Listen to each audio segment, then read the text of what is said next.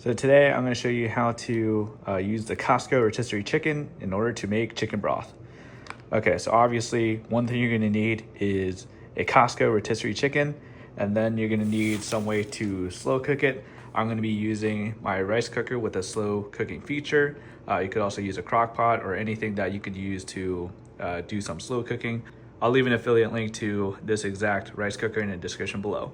So the first thing that I did was I took off all of the meat on the Costco rotisserie chicken.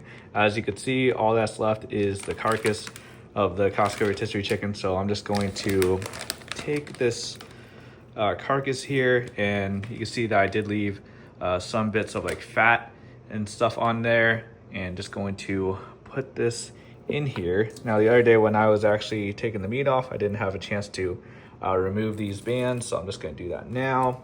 As you can see, I still have some pieces left over from the Costco rotisserie chicken, so I'm just going to add that in here like that. And I like the fatty pieces because it's what partly gives the broth a nice flavor like that. And just going to get, like I said, every little piece that I can because we're going to strain out later anyways, but just want to make sure I get all of that in there to get that nice flavor. And let's see, what do we got? Okay, so got some pieces left like that. Not letting it go to waste. I mean, you pay a few bucks for this. You get the chicken meat in addition to the fact that you can make chicken broth with it. So very good value just buying this at Costco. And there we go. Have all that in there. Now, there's a bunch of different recipes online on how to make your own chicken broth. I like to be very simple. I'm just gonna add some water, some salt, onion powder, and pepper. So here it is. Like I said, I have my salt. This is Himalayan salt. Got my onion powder, and then I got my pepper. I like to keep it nice and simple because I don't know what I'm going to be using this chicken broth for. I'm most likely going to freeze some of it, if not all of it, just to use for a future recipe. So just going to be fairly generous with it because I'm going to be adding a bunch of water. There we go. Added the pepper off screen because that's a little bit harder to record. Just going to add in some salt here. Again, not going to be too wild about the salt because I could always taste test it as it's cooking and then add more salt later.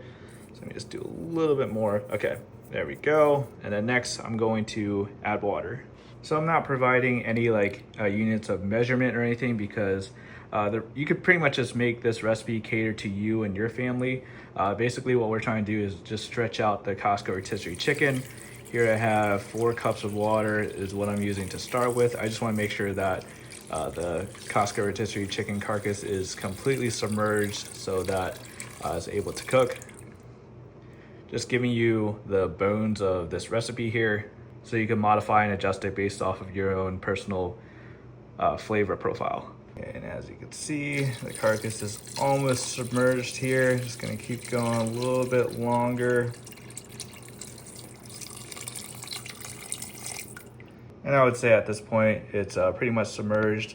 There's gonna be points throughout this cooking process where I'm probably gonna have to open this up, stir it around a little bit just to make sure all different parts of the Costco rotisserie chicken is under the water. So there you go. That is gonna be a good baseline for what I'm looking for.